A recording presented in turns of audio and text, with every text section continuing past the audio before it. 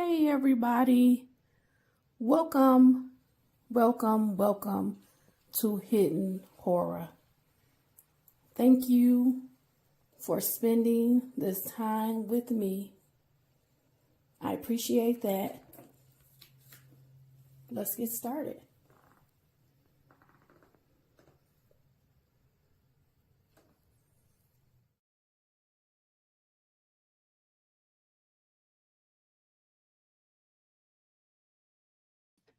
Good morning, everybody. Welcome to Hidden Horror. How are you guys doing? How are you feeling? How's everything going on? I'm doing okay. Excuse me. I have to come today.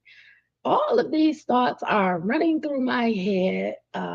After the April 9th hearing, my mind just opened up a little bit more, and I want to have one of those discussions where I kind of just kick it and I just talk from the dome about the case. Um, I kind of give you my opinion of what I think is happening, especially with the prosecution of Bryan Kohberger, and how I feel they have really set up this case where there can't be another investigation. They can't uncover really any new evidence. They didn't process the evidence that they had, let alone they didn't look at really other suspects, in my opinion. They didn't process that blood from the handrail, the blood from the glove.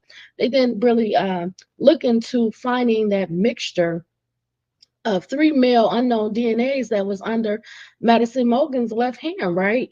Um, you would want to know who those people were if you were investigating a crime.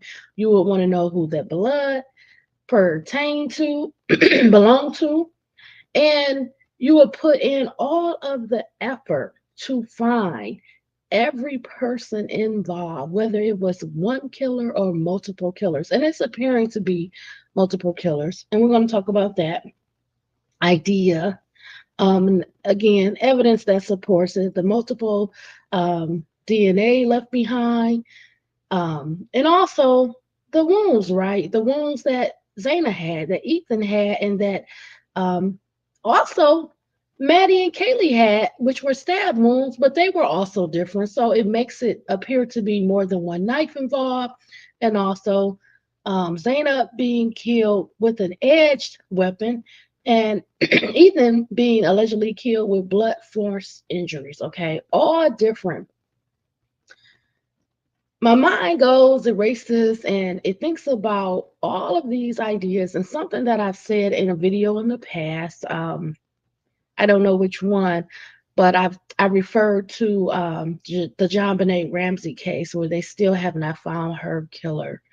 Um, Very unfortunate, right? Very sad what happened to her, dying so young as a child, but not being able to really look at this crime scene, very similar, not being able to go off of the information that was there, like the ransom note for John Benet Ramsey. I would say whoever used the Garrett, created the Garrett and choked her, that was her killer, I believe. I believe um, that suspect, they took their time. Okay. And what does that mean when someone takes their time? They may be familiar with the property. And that house that John Benet Ramsey lived in, it was a complicated house, just as well as 1122 King Road. It's a complicated house. How do you traverse again at night? John Benet Ramsey allegedly was killed at night, taken from her bedroom down to the basement. How do you traverse a house you've never been in? Are you afraid that someone's going to wake up, someone's going to find you, uncover you, discover you? Excuse me. All of that plays into what I feel because I look at past crimes as well. I don't just come up with these thoughts, these ideas. It's my experience, it's my thinking about crime, how it happens, who may be the perpetrator. Um, Again, it's probably more likely that this was something that occurred where the assailant or assailants was known to the victims. Again, in the John Benet Ramsey case, someone traversing through that complicated house, um, taking her from her bedroom, taking her to the basement, um, killing her in the manner that she was killed. And when the glass was broken, it was broken from inside of the house, not outside of the house, like there was an intruder. Now, in 1122 King Road case, they don't have any breaking into the house. I'm gonna put up my comments just in case someone comments. They didn't have anybody break into the house. They're saying that, you know, someone may have just walked into the house. Well, how? How would you know what windows, what doors are unlocked? And that's another thing too. Something I haven't really talked about. Two things, you know, that's popping in my head recently. We know that Kaylee was moving out of the house and she was moving out of state. And have we ever thought about why? Why is Kaylee moving out of state? Allegedly, she was moving to Texas for a job opportunity. And this is all leading up to the murders. And where I'm going with this is, I believe it was about a week or so before the murders, Zaina also changed her door lock. She had her dad come and change her door locks. Now, this makes me think that, you know, with the idea that Kaylee had a stalker, she told her dad she had a stalker, her friends knew that she allegedly had a stalker. All of this leads to what was going on in the lives of these four people. Not so much Ethan, because Ethan was not a roommate. Ethan was Zaina's boyfriend, and he would stay over sometime. Of course, you know, these are young people. This happens. Boyfriends are going to stay over at times, so that's not a big deal or anything like that. But what was happening in Zaina's life, in Maddie's life, in Kaylee's life leading up to the murders, okay?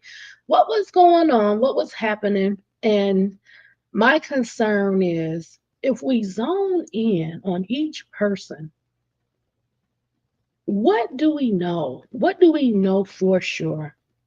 We know that allegedly Maddie told Adam everything, and she was told, they're going to get you.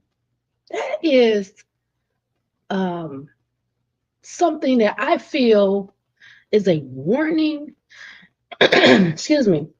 It is telling you you need to be careful because what has happened, people are going to seek retribution, revenge on you because of what you did.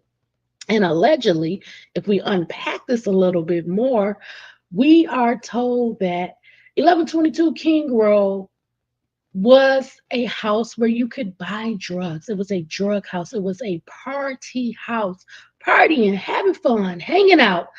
Excuse me. People coming, people you don't know, people, friends, some of the fraternity, some of the sorority, allegedly.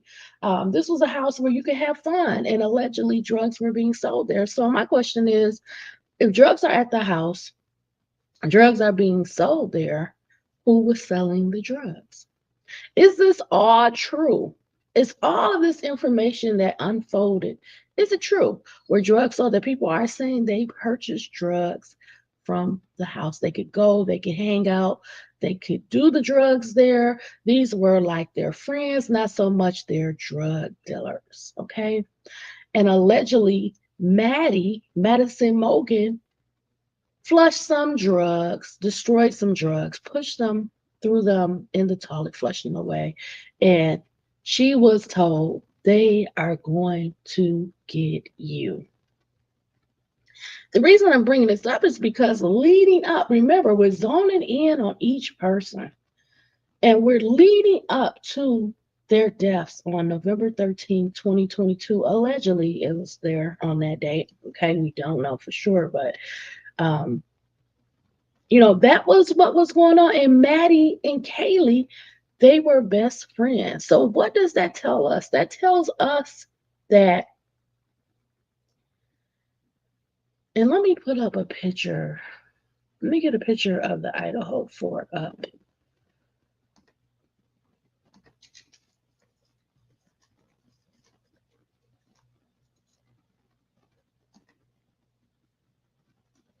Okay. I only want the 4 of them.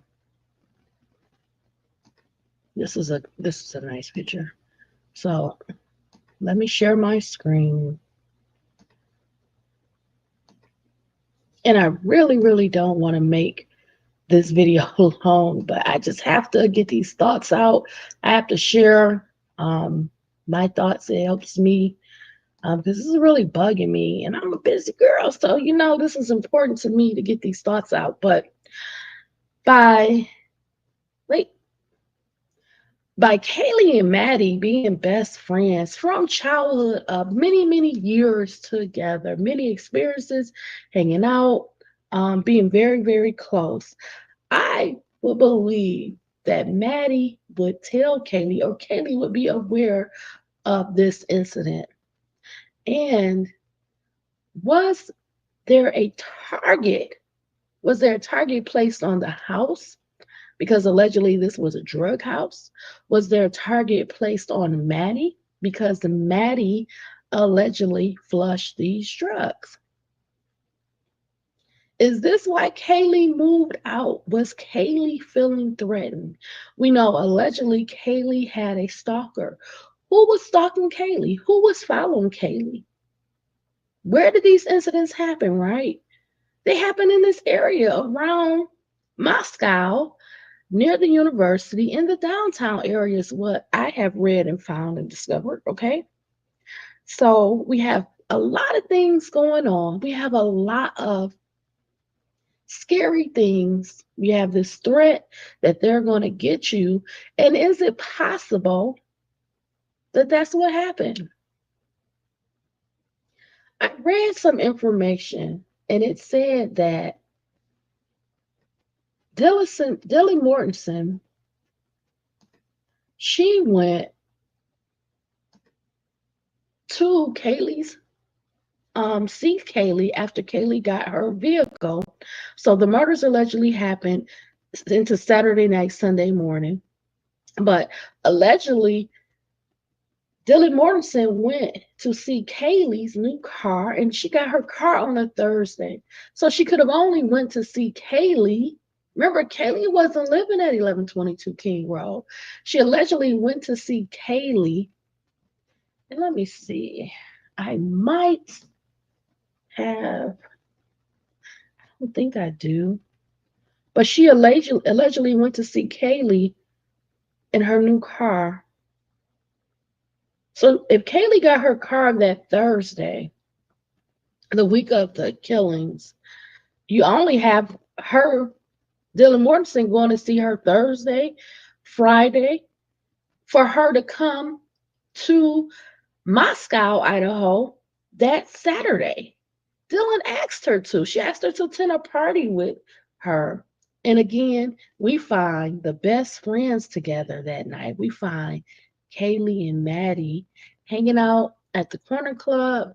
We see video of them at the grub truck. We don't see any interactions with Dylan Mortensen, but allegedly, Dylan Mortensen went to see Kaylee and she saw her new car and she asked her to come back. Well, do you think that this was possibly a strategy, a plan to lure Kaylee back into town before she moved to Texas, before she moved away? Because if Kaylee and Maddie are best friends, right? They're best friends. Is it possible? Is it possible that Kaylee knew what was going on? She knew what was going on. I'm going to get off of these, stop sharing my screen so I can focus on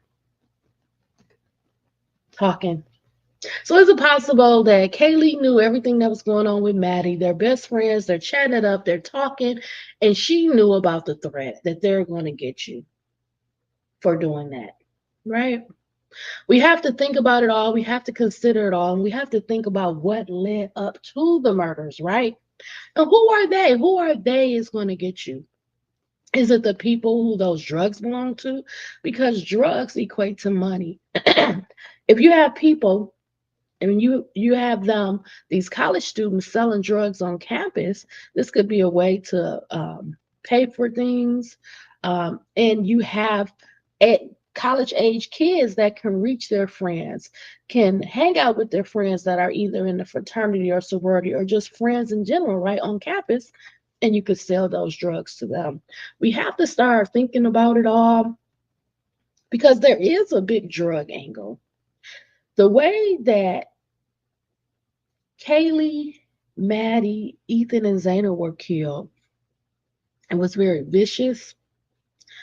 There could have been a lot of evidence we don't know, but we're not hearing about a ton of like shoe impressions. We're not hearing about a ton of blood, and for there to be a stabbing, that was to, I believe, keep the murders quiet. If you were to hear those shots from a gun, you would hear them. People would probably call 911. But if you have a weapon, it could be a little bit quieter. You could hear some screams, but you could have people playing jokes, thinking, "Oh, that's a practical joke. Oh, that was funny. They're wilding out over there or something like that. No big deal." But gunshots, you would hear. Gunshots, you would hear. So when I'm thinking about everything, I'm considering it all. I'm looking at the habits, the ongoings. Now, what about Zaina? Why did Zaina change her door locks about the week before the murders? Was she worried about somebody breaking into her room? Did someone break into her room? Um, Possibly were drugs stored in the room? Why get the locks? Are you fearful? Are you threatened? Are you worried about what could happen if that threat against Maddie follows through? If there were drugs being sold in the house, who was the dealer? Who were their dealers? Was it more than one? Was it multiple girls? Were they trying to get away from it? Were they trying to stop selling drugs? Because if people are saying they bought drugs from the girls, they're not naming any of them. But it is a well-known idea, a fact that there were drugs being sold at the house, that people knew about it. Was this a shakedown? Were people coming to rob them for the drugs or rob them for the money? We have to consider it all, right? The only thing we know for sure is the killer or killers, and I believe it was multiple, they were able to come into 1122 King Road. Now, I do want to look at this house. Okay.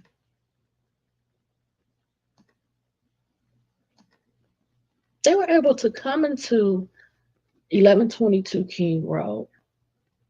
They did not break into the house. Now, I'm not going to say they walked into the house, that there was a door open, a window unlocked. I don't know. But there's only a few ways to get in. You have a front door. Let me see if I can get a picture of the house, the front.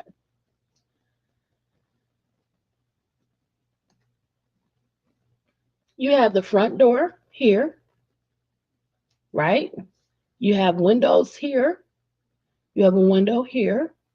And then from that other picture we was just looking at, you could see the side view of the house and how it had a ladder sitting there, right? That ladder has been there, right? Could the ladder have been used to climb onto the second floor? We don't know. Was the sliding door, did it lock? Was it locked? You could take this ladder here and maybe put it up against here and you're entering in on the third floor. Or was the doors left unlocked? Was the windows left unlocked? Was there a plan in place for the killer or killers to just come right into the house, into the property? We don't know, right? We don't know. We don't know. But we still have to think about there not being a break-in. And then once, if the murders happened at the house, I don't know. I can't say that they did. Okay, I have no idea. But let's just go with, if they happened at the house, why didn't the killer or killers know that Bethany Funk and Dylan Mortensen were in the house? Why weren't they harmed or injured or attacked? Why didn't they leave? Why didn't they just get up and leave? Allegedly, if Bethany Funk is on the first floor, you got the 2 bedrooms here. She's pretty close to the front door, right? She's a few seconds away from getting out of that house, running out of the house, running onto the band field where the police are, where they're doing stops and sobriety tests and patrolling, right? This would be something known. The police was in this area all the time, right? So we got to think about it all. Bethany Funk is right here. Could she open up a window and get out? Could she just walk out the front door? And allegedly, Dylan was on the second floor, right? She's saying she opened her door. She's yelling out the door. Hey, be quiet. Whatever she yelled out. Hey, uh, lower your voices or turn your music down or stop making all this noise. The killer or killers didn't hear her. They didn't know she was in that room. And she's on the same floor, the second floor, as Ethan and Zaina. And she's saying she's hearing all this stuff. She's hearing some commotion on the third floor. That would be where Kaylee and Maddie were, right? And then she's hearing some crying from Zaina. She hears somebody say there's someone in the house. She's hearing all of this. She doesn't get out. Dylan doesn't try to leave. She doesn't run. Even if she's going to go down to the first floor to Bethany's room, why not just get out the house? If you're so scared, you're in fear, why not just leave? Get out. Call 911. It never made sense. It's never going to make sense to me. I can't get past some of the things that we are told happen. Allegedly, Dylan Mortensen saw this person, this male. We hear about her description about the bushy eyebrows and all clad in black. I never thought she said the phrase all clad in black. Just doesn't seem like something a girl would say, a young girl would say. But even the description being so vague, you can see these eyebrows. You don't really see the eyes. The description of the physical person, would make it very hard for someone to identify that person. There's a lot of vagueness in a lot of the things that we find out. And a lot of it just doesn't jive. So I want to go and I want to talk about 4 things that really, to me, are the main pieces of evidence against Bryan Kohberger. In the prosecution of Bryan Kohberger, there are 4 key pieces of evidence, in my opinion. And it's all 4 is just messed up to me. But the car, the description of the car, the fact that they're saying there's a continuous drive of this suspect vehicle on the camera footage that they have, right? Dylan Mortensen's description as an eyewitness of the person, the assailant, possibly the male in the house. The trace evidence, which would be the touch DNA, right? And then the cell phone data. I think these are the 4 key pieces of evidence in the Bryan Kohberger prosecution. And I have a problem with all 4 of them. All 4 of them are problematic, right? We know that the description of the car changed, the year changed, the model changed. And yes, Bryan Kohberger has a white 4-door Elantra.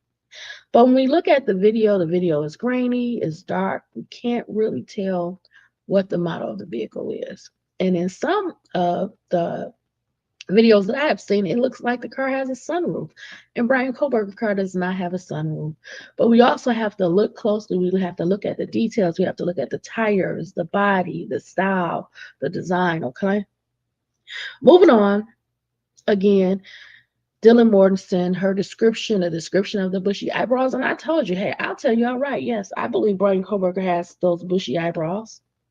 But what else? It's not a lot there um, in her description. And I think it's because she's really not reliable. When people go through trauma, the worst thing you can do is rely on eyewitness testimony. It's just proven not to be reliable. On top of the fact that she was intoxicated, she had been drinking throughout the day. And let me know what you think, but that's just my opinion. And then we go to the trace evidence, the touch DNA. The thing about the touch DNA, you can never place it and say, this is when it was placed, because you'd have to see it happen first to know it.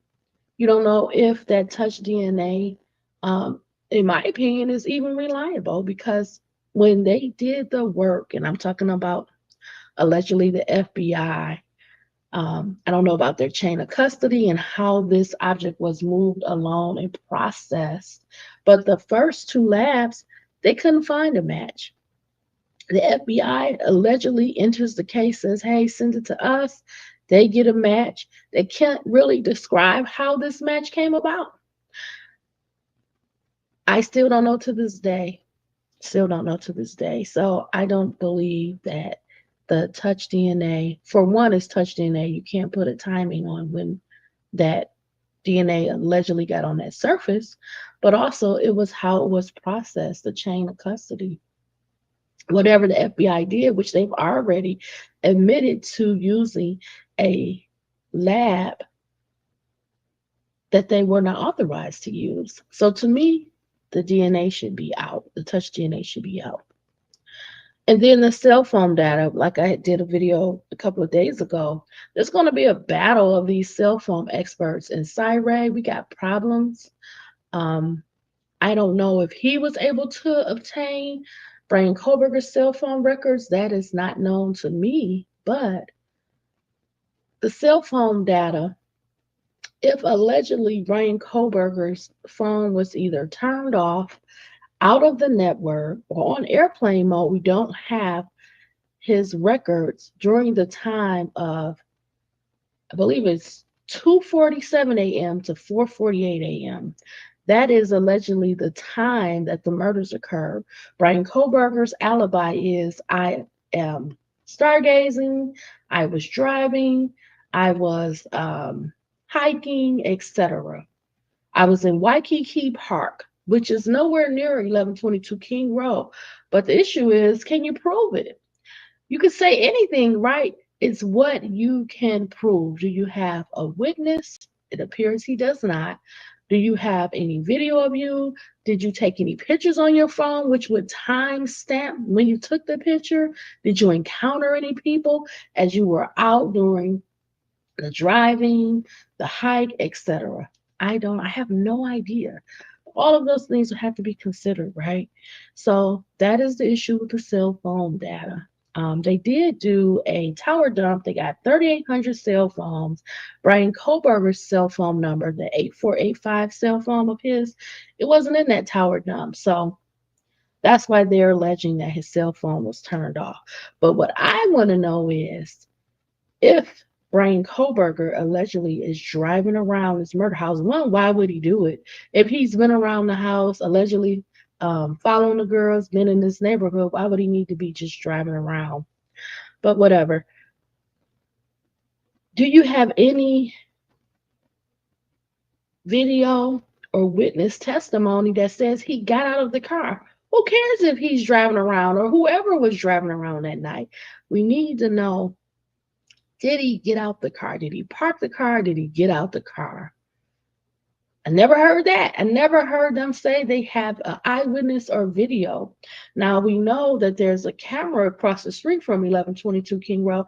Do they pick up Bryan Kohberger getting out of the car? Do they pick up when the girls got out of the when they got dropped off? by the driver after leaving the grub truck. What can we see? Because wouldn't the vantage point, let me see, I'm going to share my screen. Wouldn't the vantage point be the angle? Wouldn't this be the angle? Wouldn't we be able to see? And I wish I had it further back so we could see a greater distance from the house. Okay, this is a little bit better. But wouldn't the angle show if they came in and walked up and went through the front of the house? And that's the other thing too, that, what doesn't make a lot of sense? I'm going to see if I can find a picture closer to the murders where all of the cars were parked in front of the house.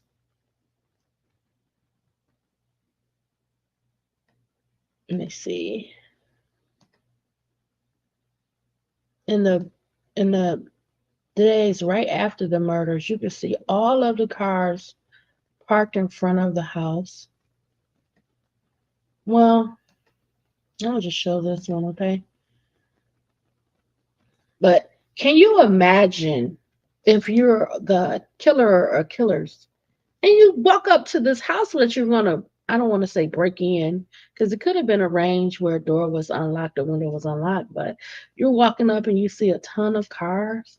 You have to have the idea and knowledge that there's people inside of this house, right? There's people, multiple people in this house. You see 4 or 5 cars.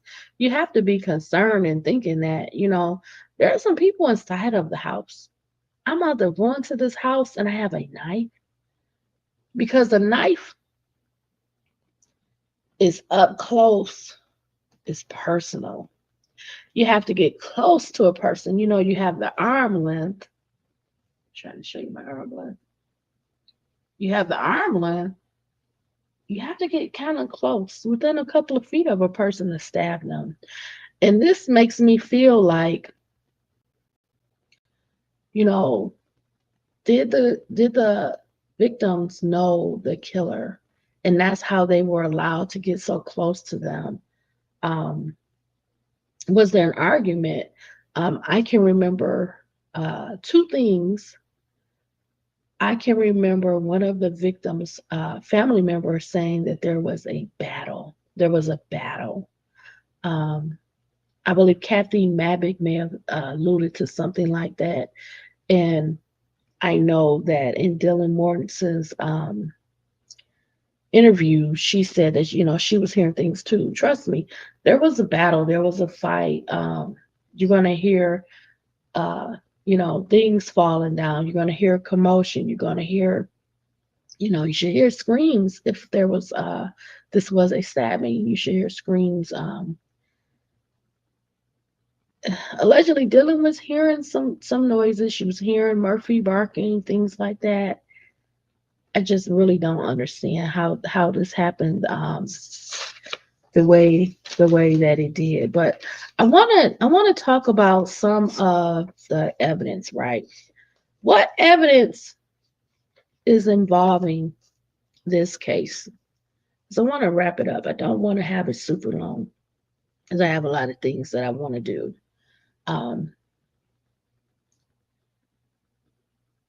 We talked a little bit about Cathy Mabbutt, and I like to bring a picture of her up. I had a not so good opinion of her, because she did not know the difference. She didn't know the difference between manner and cause of death, and that was concerning to me, because she's the coroner and she didn't know the difference. And I did a video on that. You have to go back in the history. If you want to watch any videos of mine from this collection of Idaho 4 videos, you have to really go back to the collection that I have on YouTube. It's called Idaho 4, and it's got to be, I don't know how many videos now. I don't even want to guess. It's a lot of videos. But I talk about different subject matters, and I would just advise you to check out the collection on YouTube. It's better suited because it's all titled. If you go through Facebook, they're gonna show you the order, and also on X, they're gonna show you the order that I did the videos. But the good thing about Facebook, it also has the links, and if I share like a motion or anything like that, it's gonna have all of that on Facebook. But if you're just looking to listen to content, then check me out on YouTube, okay? And please remember to like, share, and subscribe.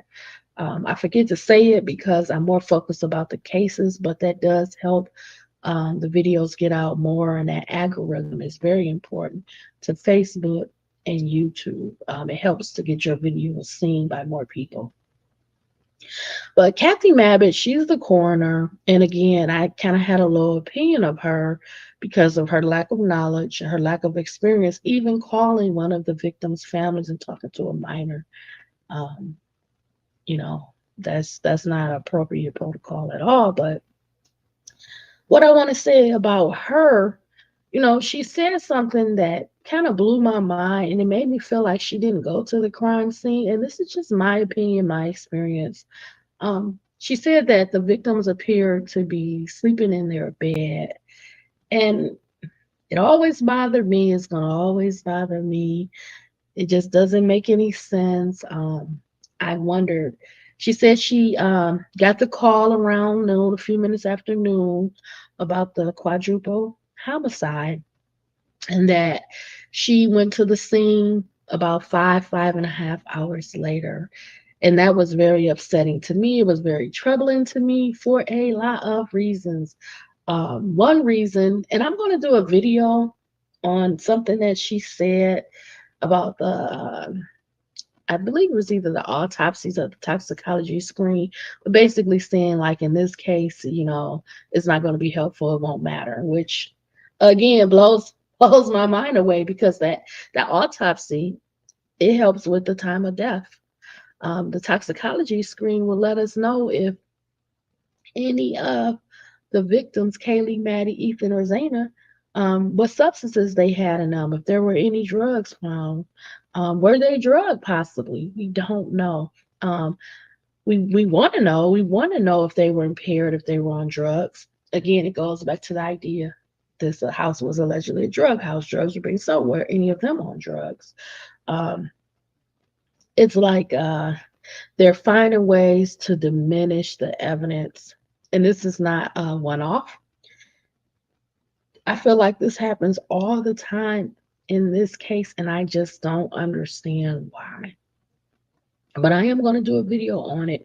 Um, the reason I haven't done the video yet is because I did see in a different video I was watching where some information came out about the toxicology screen, and I want to be able to capture that. I can't find it, but I want to be able to capture that to show you why I'm going to say what I say in the video. And until I find that little clipping, that's what is holding me off on doing a video on Cathy Mabbutt.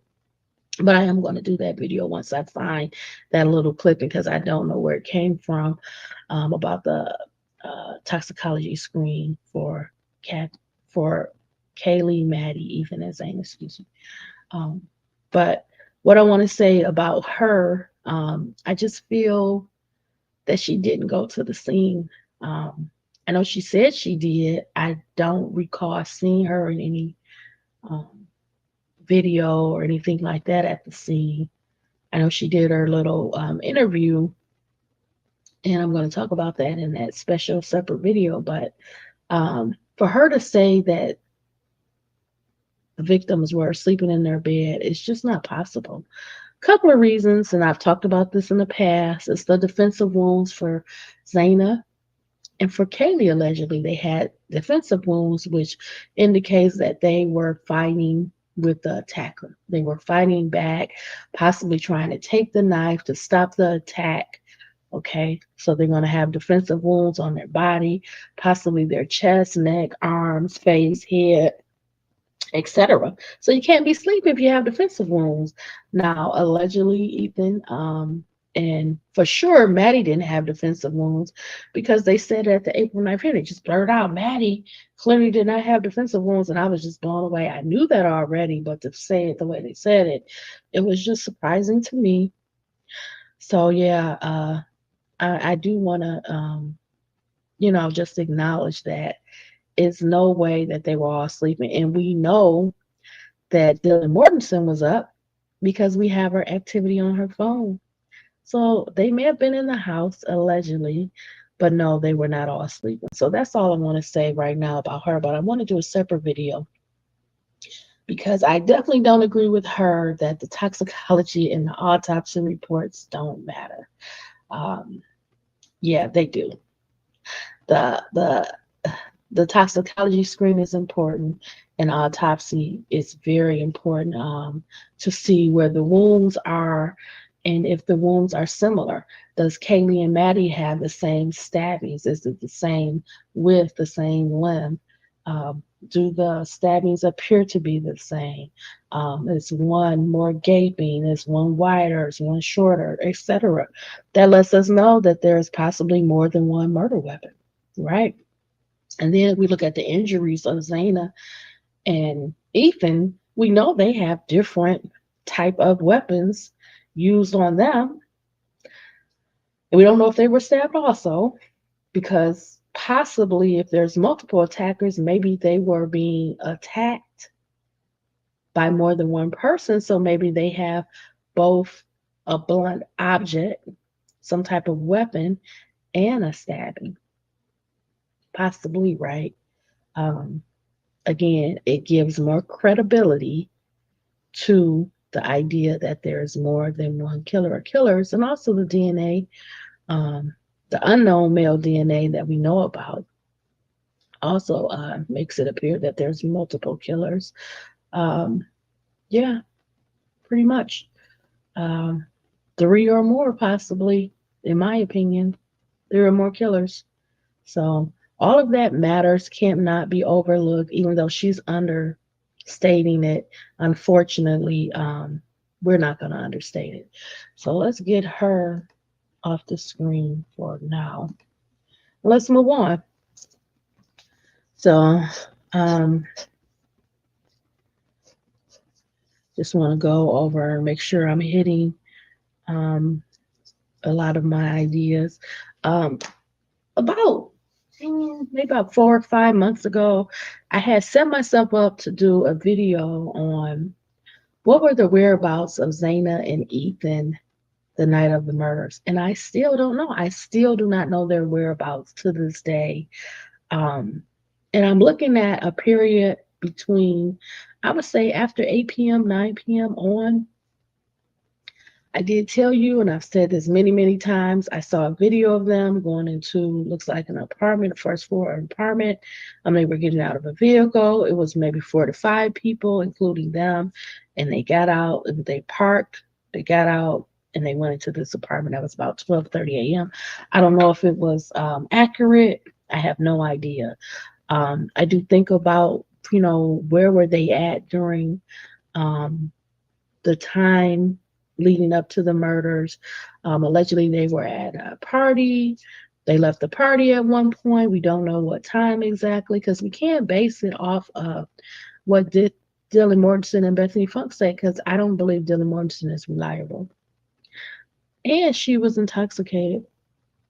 So I don't want to base anything off of her telling us information, because she could formulate the story. She really could, because only her and Bethany are alive. That's why we have to go off of other evidence, off of video, off of other, I hate to say eyewitness because, they're so unreliable, but off of other things, maybe the cell phone activity. What was Ethan and Zana's cell phone activity?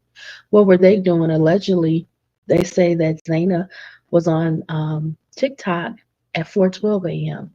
So could that have been Zana or someone else to show that she's still alive? Is that time accurate?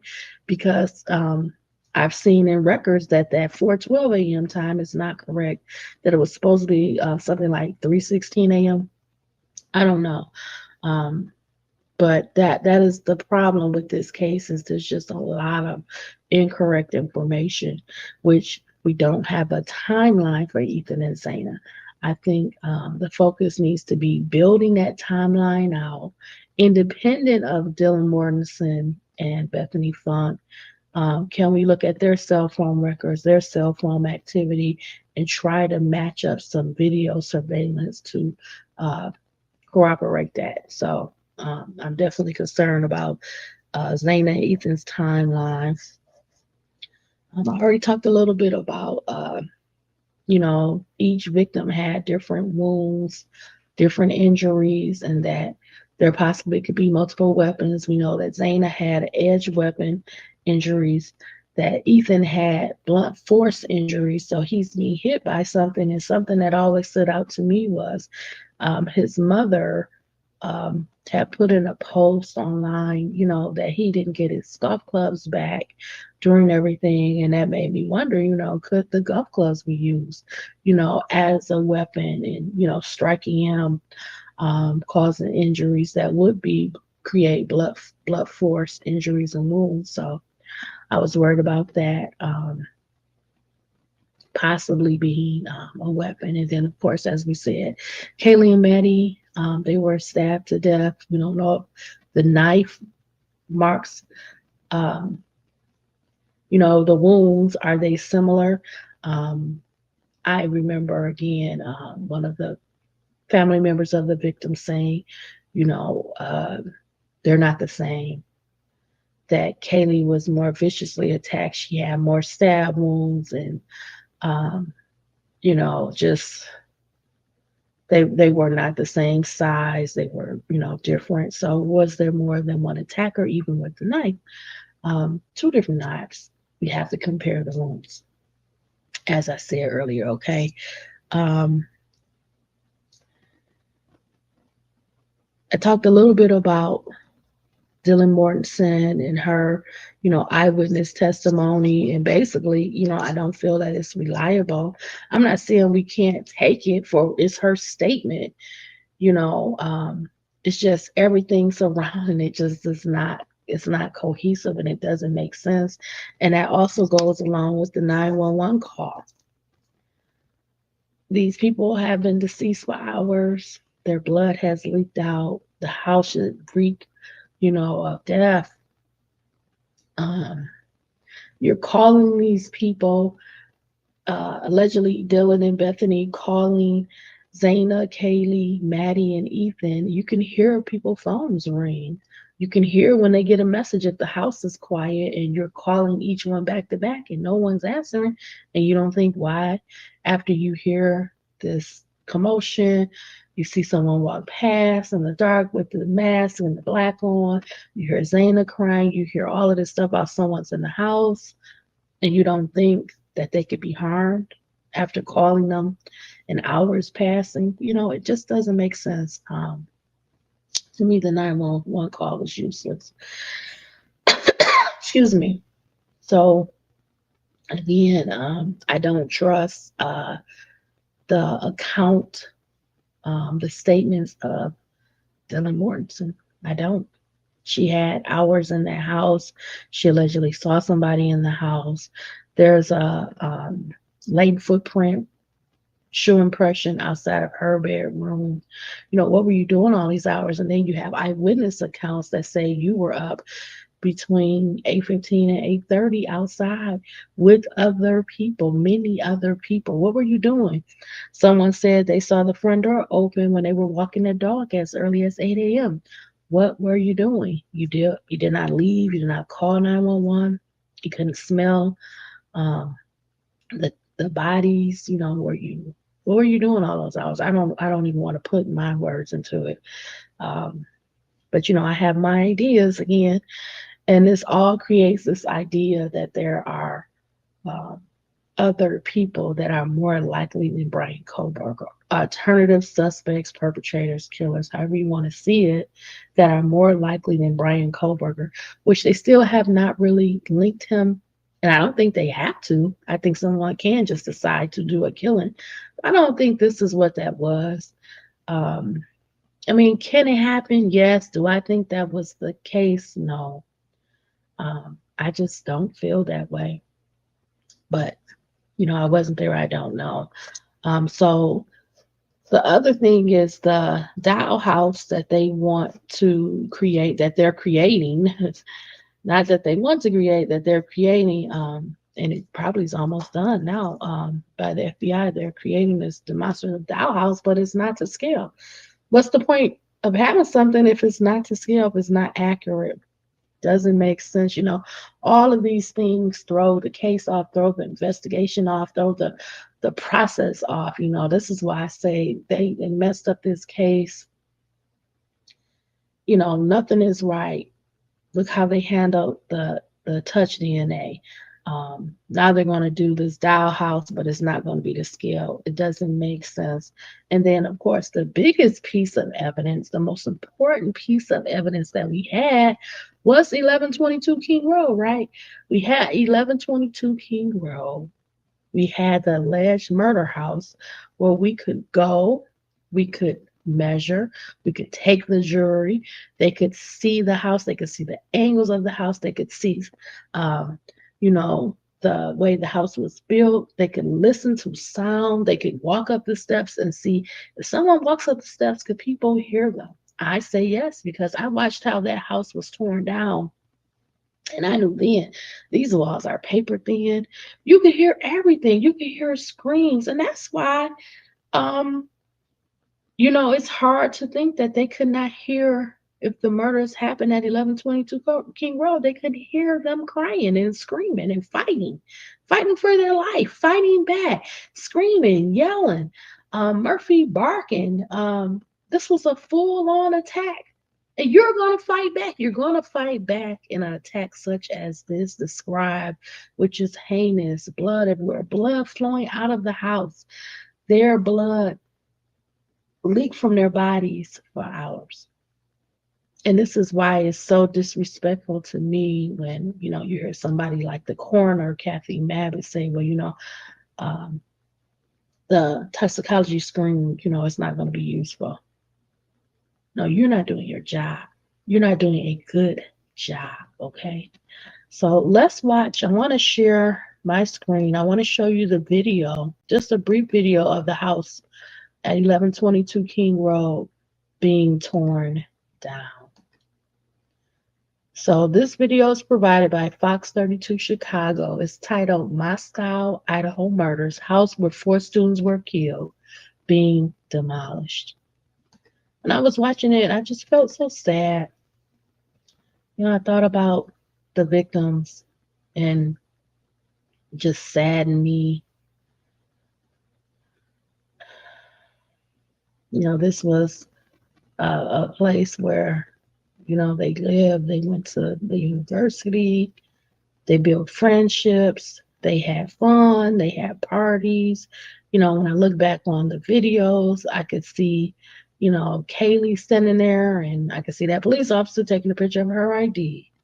I could see the front of the house and how distinct it was. And, they tore the house down. It just felt like just a box of cards. Not a lot of material here, keeping those walls pretty thin. And this is why I feel they would have heard a lot of the commotion, the fighting, the stabbings. If they happened at 1122 King Road, I don't know. Because what I noticed was I didn't see any blood. I didn't see any type of blood when they tore the house down. And I just wonder, is this another part of the cover up? Look how it fell. That siding, that thin drywall, it felt like nothing. It makes me wonder what happened to them. Was it even at 1122 King Road? Were they killed outside? Were they killed outside the house and then placed in the house? The Ethan and Zaina, were they killed in the house, or were they killed in a different area of this house and then brought to the house? We don't know. Don't know. And I think that the people that do know the truth, we're not going to get to it. They're not going to tell us. And that involves the live roommates when they stood, but more particularly, Dylan Mortensen stood in the backyard and with her friends discussed, I guess, whatever the plan was. What are they going to do now? What are they going to do next? When are they going to call 911? When they call 911, do they even have to talk to 911? The passing of the phone to multiple people where they really don't get anything done.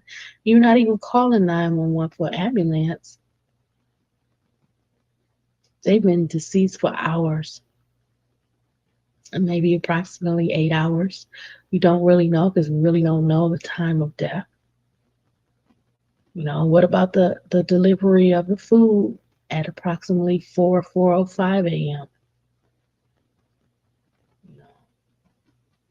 Did Zane and Ethan ever eat the food? Allegedly, Zane is on TikTok at 4:12 a.m. That would indicate that she's still alive, that she's up. Did she ever eat the food? Don't know. That's why we need the autopsy, right? To see if there was any contents of food in her stomach at the time. So sad. So sad. I mean, this house was really built out of nothing.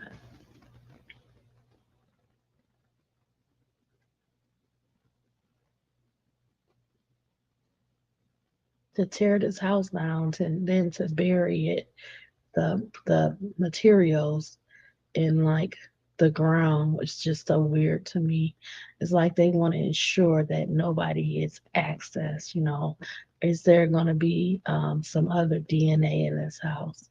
I mean, they've already reported all this DNA that they didn't look into, that they didn't process.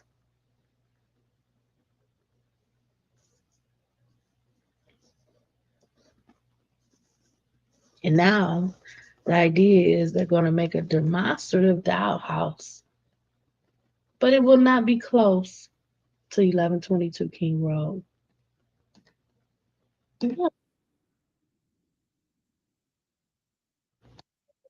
It will never be. It will never be close to 1122 King Road because you won't be able to produce that sound.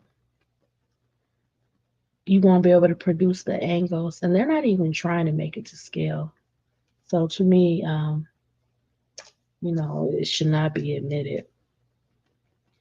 But that's my opinion. So I would love to know, what do you think? What do you think about Bryan Kohberger being prosecuted for the killings of Kaylee Goncalves, Madison Mogan, Ethan Chapin, and Zaina Colonel? How do you feel? How do you feel about the evidence against Bryan Kohberger?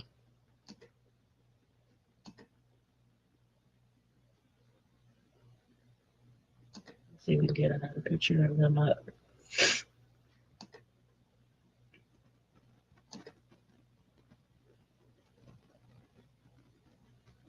Not this picture, but a different picture.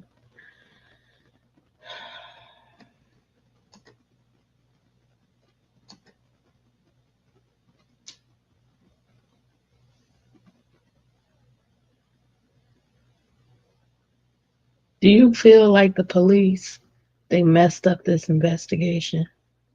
Do you feel the prosecutor used all the resources, all of the access to the FBI that they could fully to determine who killed Zaina, Maddie, Ethan, and Kaylee?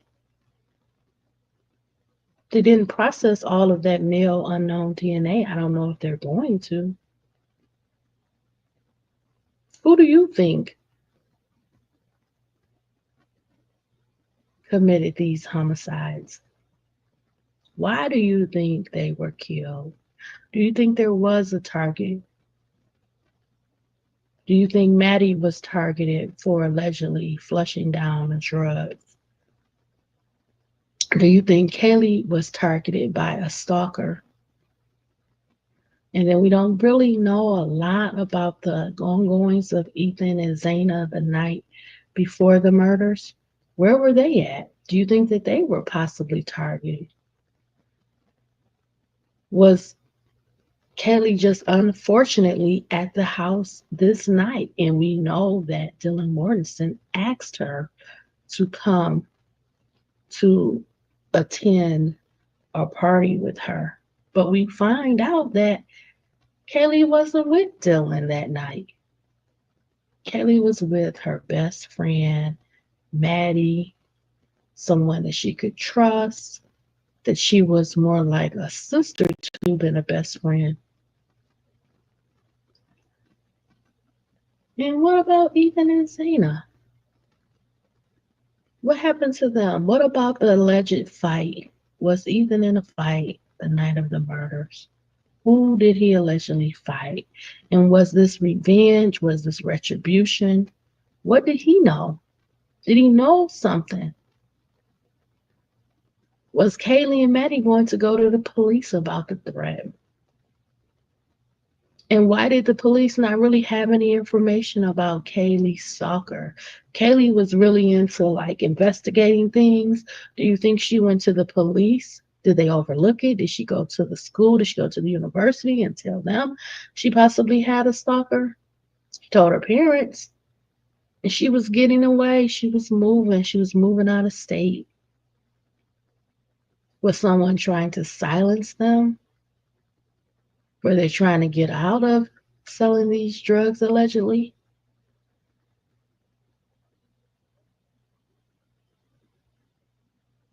We don't know. What I do know is from day one, the police have lied to us. There have been so many lies. Please check out some of my earlier videos.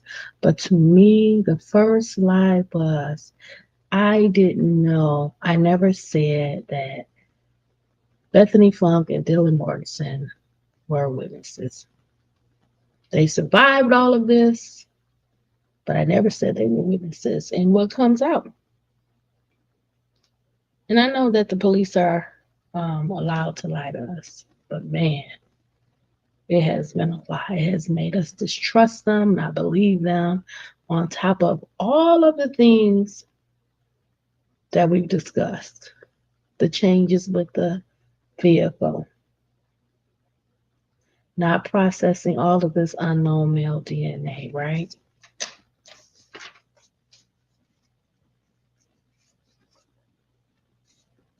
The touch DNA, not having the cell phone data records, which we know per Cyray's affidavit that there was more than one way to get those records, that the FBI had a direct line to the cell phone companies, and that's all they had to do was ask for it. And, you know, they do favors all the time. They're law enforcement authority. They want to help them. They're going to help them. So it's a lot. It's a lot to this case. Let me know what your thoughts are. I needed to get my thoughts out because this is bugging me. And hopefully I'll be able to find that information about the toxicology screen so I can bring you that Cathy Mabbutt video soon. So thank you for spending this time with me. I really, really appreciate it. I want you to stay smart, stay safe, stay savvy, be well, all my friends. Bye, everybody. Have a beautiful day.